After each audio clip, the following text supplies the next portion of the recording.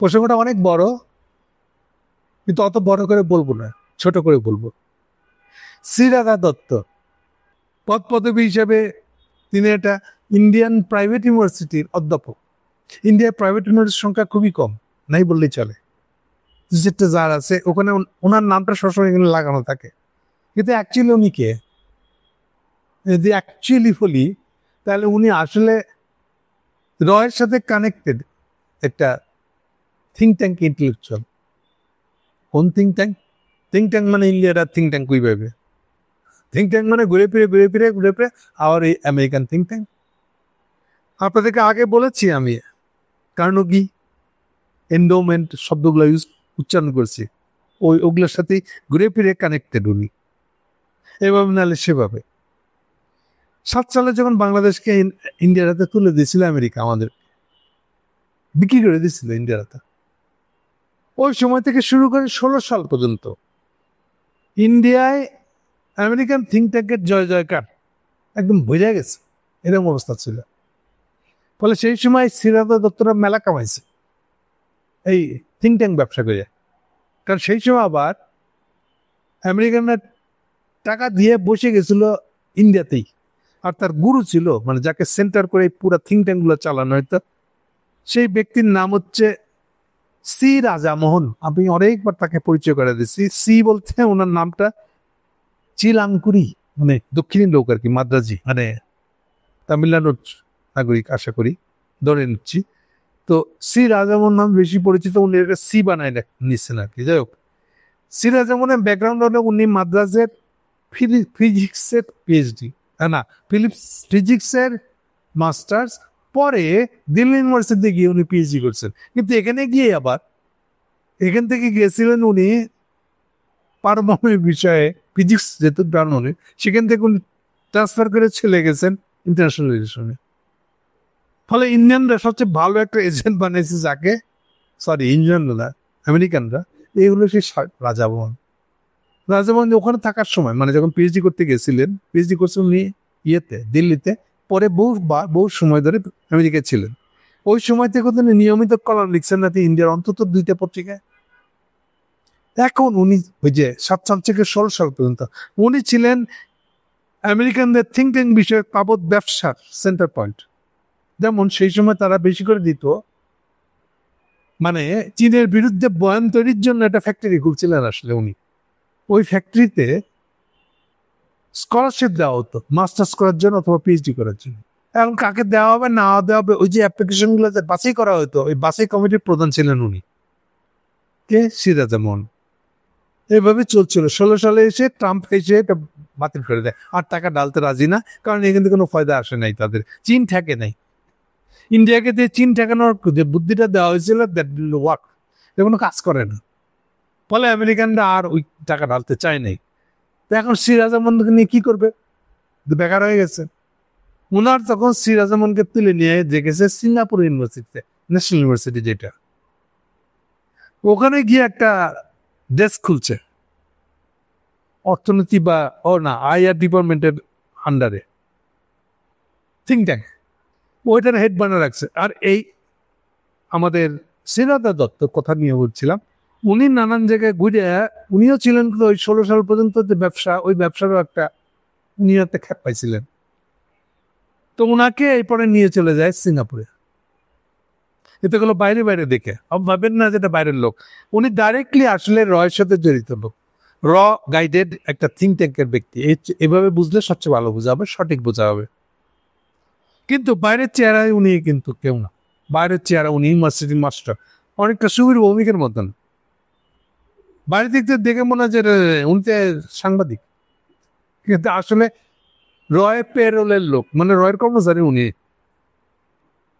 তো সেরকম আরেকটা হলো শ্রীরাধা দত্ত। শ্রীরাধা দত্ত পুরো হাসিনার আমলে ঘন ঘন বাংলাদেশে আসতেন। কোথায়? আপনাকে আরেকটা এজেন্টের কাহিনী আমিও বলেছি অনেকবার, সিপিডি, রেমান সোমান আর আমাদের দেবপ্রিয় ভট্টাচার্যের সিপিডি, উনি এইখানে আইতেন আর গুটু পাকাইতেন, বয়ান কি দেওয়া যায় সেটা তৈরি করতেন এই শ্রীরাধা দত্ত। যেমন ধরেন যে যখন 2022 সালে বাইডেন যখন বাংলাদেশের বিরোধী দলকে রাস্তায় নামাই দিল, আমি তোমাদেরকে প্রোটেকশন দিব হিউম্যান রাইটের কথা পেয়া, তখন উনি এসে সান্ত্বনা দিয়েছিলেন, আমেরিকানরা আমাদেরকে ডাকে নাই, মানে হাসিনাকে ডাকে নাই হিউম্যান রাইটের সম্মেলনে, বাইডেন ডাকে নাই, দুঃখ করেন না, আমরা ঠিক আছে, এই কথাটা বলতে চাইছিলেন উনি। আপনার পত্রিকা খোলেন, ওই সময়কার শ্রীনাথ দত্তের ভাষ্য পাইবেন, লাগাতার 3-4 দিন ওইখানে বসে বক্তৃতা দিচ্ছেন, ওইখানে থাকতেন।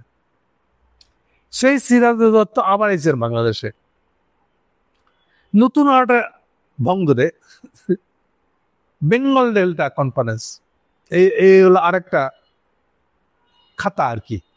তো সেইটার চেয়ে বড় বিষয় হলো, যেখানে আমি স্ট্রেট কনসেন্ট্রেট করবো, সেটা হলো ঢাকায় এসে অন্তত 2টা কি বলবো এটা প্রো ইন্ডিয়ান পত্রিকায় উনি সাক্ষাৎকার দিচ্ছেন, একটা যমুনাতে আর একটা হলো ডেইলি স্টারে, যমুনা টিভিতে আর ডেইলি স্টারে, বিশাল সাক্ষাৎকার, একটা আধা ঘন্টার, একটা 45 মিনিটের। এখন এই জায়গাটা শর্ট করব, আর অনেক ডিটেল বলা হয়ে গেছে। আর প্রথম বলতে হলো আপনাদেরকে শ্রীনাথ দত্তটা কে এটা বোঝানোর জন্য, আর বাকিটা এখন বলতেছি আপনাদেরকে। আচ্ছা, খুব সম্ভবত তার শ্রীনাথ দত্তের সিঙ্গাপুরের জবটা বোধহয় গেছে, কন্ট্রাক্টটা শেষ হয়ে গেছে বোধহয়, সেই জন্য আর পরিচয়ের ভিতরে এখন আবার ওই প্রাইভেট ইউনিভার্সিটিটার নাম দেওয়া হচ্ছে তার পরিচয়ের মধ্যে, কিন্তু আসছেন তিনি রয়্যাল এজেন্ডা, এই ব্যাপারে কোনো সন্দেহ নেই। তাহলে আসছেন কি জন্য উনি? আমার কাছে মনে হয়েছে উনি আসছেন এবার যে আগামীতে ইন্ডিয়া বাংলাদেশের সঙ্গে সম্পর্ক যদি আবার বানায় ফেলতে চায়, তাহলে বাংলাদেশের সাধারণ মানুষের ভিতরে যে অ্যান্টি ইন্ডিয়ান সেন্টিমেন্ট হয়ে আছে, ওইটা কমানোর কি উপায় আছে, তারই একটা টেস্ট করতে আসছিল আসলে শ্রীনাথ দত্ত। সেই জন্য উনি স্বীকার করে নিচ্ছেন যে বাংলাদেশের খুবই খারাপ অবস্থা, এটা অসম্ভব নেগেটিভ একটা অবস্থা তৈরি হয়ে গেছে, নিজে বলতেছে সাক্ষাৎকারে। আবার এটাও বলতেছেন এগুলো অবশ্য কিছু কারণও আছে, আমাদের কিছু কিছু দোষ আছে, না দোষ আছে তো আর বলা যায় না, না আমাদের কিছু কিছু ভুল আছে। যেমন লেটেস্ট ভুল একটা নিজে স্বীকার করে নিচ্ছে, এই যে পুশিন করতাছি, সারা ইন্ডিয়ায় কেউ বাংলা বলার লোক হলে, কলকাতার বাংলা বলার লোক হলে, এটা 1 নম্বর সমস্যা, মানুষ চিহ্ন। আর 2 নম্বর যদি সে মুসলমান হয় তাহলে তো কথাই নেই, ডেফিনেটলি সে বাংলাদেশের লোক। সেই লোক হিন্দিতে কথা বলতেছে, থাকে গুজরাটে, তাকে ধরে নিয়ে এসে বাংলাদেশ পোষণ করা হচ্ছে, কেন? মুসলমান। তো এইবার শ্রীনাথ দত্ত এখান থেকে নিজেকে আলাদা করছে, না না এটা খুব খারাপ হচ্ছে, আমি পুশিন সমর্থক, এটা খুব খারাপ। উদ্দেশ্য কি? উদ্দেশ্য হলো আমি এরকম বললে বাংলাদেশের মানুষ বোধহয় একটু বিশ্বাস করবে, কাছে নিবে। এই সুযোগে বিশ্বাস করানোর সুযোগ দিয়ে উনি কিছু কথা বলবেন, এটা হচ্ছে ওনার টার্গেট। আমরা একটু ভুল করছি, মাফ করে দেন না, আসেন আবার করি। আমি এই শ্রীনাথ দত্তকে বোঝার জন্য বাংলাদেশের মানুষকে একটাই খালি উদাহরণ দেব, যে ইন্ডিয়া বাংলাদেশকে চুষে খাওয়ার, বাংলাদেশ তাদের কাছে একটা চুষে খাওয়ার জিনিস, সেই বাংলাদেশে আসবে একটা শ্রীনাথ দত্ত, আবার আমরা বাংলাদেশ ইন্ডিয়া ভালো সম্পর্ক করব, হ্যাঁ এই কথা বললে আমরা বিশ্বাস করবো না? বিশ্বাস করা উচিত হবে আমাদেরকে, বলে যে ইন্ডিয়া মনে করে বাংলাদেশ চুষে খাওয়ার দিন। এই যে দেখেন বানাইছে কি আপনার, তাদের বহুদিনের প্ল্যান হলো পুরা ফেনী দিয়ে নেমে এসে চিটাং পোর্ট দখল করা, 900 একর জমি দিয়ে দিছে ইন্ডিয়াকে হাসিনা। তবে না, হাসিনা হলো বাংলাদেশকে লুটে পুটে খাওয়ার একটা এজেন্ট। হাসিনার শর্ত কি? তোমরা ভাই আমাকে ক্ষমতা রাখবা আর বিনিময় যাচাই বাতি নিয়ে যাবা। এখন এই হলো তাদের মধ্যে পারস্পরিক সম্পর্ক। এখন আমরা এই ইন্ডিয়ার প্রতি ঘৃণা করবো না, কি করব? বরং শ্রীনাথ দত্তের থ্যাঙ্কস দেওয়া উচিত, উনি এখন বাংলাদেশে এসে কথা বলতে পারতেছে। আমরা তোর 2 গেলে 4টা শট দিয়ে তোমরা নষ্ট করে দিয়ে বাংলাদেশ ইন্ডিয়াতে ফেরত করে দিইনি, ওকে তো ভিসা দিচ্ছি আমরা, ওর এগুলো বোঝা উচিত না? হ্যাঁ, আপনি বলতেছেন 900 একরের ভিতরে বাংলাদেশের লোক ঢুকতে পারবে না, বাংলাদেশের লেবারও ঢুকতে পারবে না, ইট কাঠ পাথর বালু লেবার সব নিয়ে আসবে ইন্ডিয়া থেকে, বুঝছেন? আপনি এমন একটা আদানির সাথে চুক্তি করছেন হাসিনা মোদি, এই টাকা দিয়ে আপনারা বুঝছেন যেই সব লোকগুলা বস মানতে চাইবে না, তাদের কি করতেছেন? ওই আদানির টাকা দিয়ে ওই টাকা তার অ্যাকাউন্টে, তার বিদেশি ফান্ডে পৌঁছে দিচ্ছে, পৌঁছে দেওয়ার বিনিময়ে কত লোককে যে পটকাইছে, ইউনুস গভর্নমেন্টের অনেককে খুঁজে বের করে দেখেন আপনারা পাবলিক। কারণ শেষে যদি ক্লিন নোট মানে কিছু টাকা পেয়ে যান, আমি কিন্তু অবাক না, এটা এত গেছে। তাহলে আদানি গৌতম কত পাওয়ারফুল, কত ইম্পর্টেন্ট টুলস মোদির কাছে, বুঝতে পারতেছেন? এই ইন্ডিয়ার সাথে আমরা ভালো সম্পর্ক করবো কেমন করে? সিরাজা দত্তর কাছে প্রশ্নটা রেখে গেল, উনি তো বাঙালি, আমার কথা নিজের চোখে নিজে কানে শুনে নিতে পারেন, এটার ব্যাখ্যা দেন আমাদেরকে। এই ইন্ডিয়ার সাথে আমরা কিভাবে সম্পর্ক রাখবো? এ কি সম্পর্ক রাখার যোগ্য? কিরকম কিরকম চুক্তি বানিয়ে রাখছে দেখেন। বাংলাদেশ যে লোককে আপনারা পটকাইতে পারতেছেন না, তার পকেটে আবার আপনি আদানি ফান্ডটা নিয়ে গিয়ে ঢুকাই দিবেন, দিয়ে পটাকবেন। এই হলো ইন্ডিয়ান ফরেন পলিসি। এটা মোদি প্রথম করছে এমন না, এটাই নেহরুর আমল থেকে ইন্ডিয়ান ফরেন পলিসি। তাইলে এখন সিরাজ দত্ত বাংলাদেশে আসছেন আমাদের কি পটাইতে, আমরা পড়বো? হ্যাঁ, আপনি খালি একটু পড়বেন যে পুষ্যটা খারাপ হয়েছে, এমনকি এটাও বলছে 2013 সালে আমরা যে সুজাতা সিংকে পাঠিয়েছিলাম, এটা বোধহয় খুব ভালো আওয়াজ হয়। কোন সুজাতা সিং নিশ্চয় মনে পড়ছে আপনাদের, না লোক মনে করাই দিই।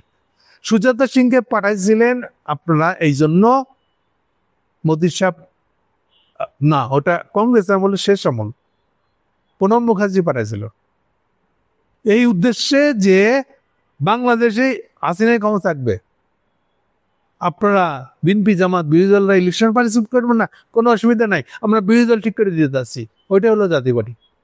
এই তখন সুজাতা সিং ঠিক করে দেওয়া গেছিল যে হাসিনাই ক্ষমতা থাকবে। অষ্টটা ছিল ইন্টারেস্টিং, যারা ইলেকশন আসবে তাদেরকে নিয়ে ইলেকশন হবে। আচ্ছা, কাদেরকে নিয়ে ইলেকশন হবে এটা ঠিক করার আপনি কে? সুজাতা সিং? হ্যাঁ, আর এইটাকে নিয়ে আপনি সিদ্ধার্থ দত্ত এখন বলছে না না, এনে কিছু ভুল হয়েছিল, ছোটখাটো ভুল।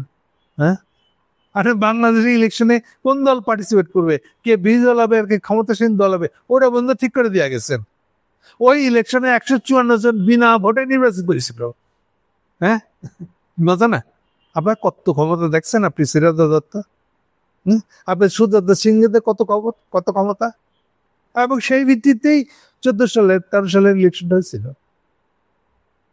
আপনারা কি এখন ভাবছেন একটু সুজাতা সিং ভুল করে আলিচ্ছে, একটু বললে আপনারা আবার আমাদের মন পেয়ে যাবেন, আমরা আবার আপনাকে তোয়াজ করবো, সিরাজ দত্ত খুব সহনশীল, খুব বুঝবান, সেন্সিটিভ মানুষ, উনি আমাদের দুঃখ বুঝছেন, এরকম মনে করবো? আপনার কি, আপনি তো থিঙ্ক ট্যাঙ্কের কিছু টাকা পেলে আপনি মনে করলেন যে খেদমত হয়ে গেছে আপনার। কেন বললাম আপনাকে যে আপনি যে রয়ের এজেন্ট হিসেবে আসেন, সুবিধা কি আপনার? আমি তো ভাই রয়ের সঙ্গে চাকরি করি না, আমি তো থিঙ্ক ট্যাঙ্কে চাকরি করি। ভাই সাহেব ওই সুবির মোহাম্মদকে তাই বলবে, আমি তো সাংবাদিক। কিন্তু কোন সাংবাদিক লিখতে পারে না, বিবিসির সাংবাদিক, সাবেক। কোন সাবেক? কতদিনের সাবেক ছিলেন? 96 সালের আগে, ভাই 30 বছর হয়ে গেছে, উনি এখনো সাবেক বিবিসি সংবাদদাতা হয়ে রয়েছে, এর বাইরে কোনো উত্তর দিতে পারে না। তাইলে রয়ের যে কত সুবির ভূমিকা আছে এটা আমরা জানি। তা আপনি শ্রীরাধা দত্ত আর একটা রয়ের লোক হলে অসুবিধা কি? আমরা তো বুঝি না এগুলা। এনিওয়ে, আপনি আসছেন আসলে আমাদেরকে মিটা দুটা কথা বললে আগামী দিনে আবার একটা রাস্তা খোলা যায় কিনা সেটার ব্যবস্থা করতে, আবার এই বাংলাদেশের সাথে একটা আপোষ, একটা রফা করা যায় কিনা, নতুন করে বাঁধা যায় কিনা। যতদিন আপনারা আদানির টাকাটা, এই যে লুট করার টাকাটা বাংলাদেশের যে লোকগুলো বেয়ারা শুনতে চায় না আপনাদের কথা, তাদের পকেটে ঢুকাই দিবেন, এটা বন্ধ না করবেন, ততদিন তো আপনাদেরকে বিশ্বাস করার কোনো কারণ নাই। এই ইন্ডিয়াকে আমরা কেন বিশ্বাস করবো? কাজে সিরাজ দত্ত, আপনি রয়ের এজেন্ট হতেই থাকেন, কোথা হবে আপনাকে আমরা চিনি, চিনে গেছি, সবাই চিনে। Thank you.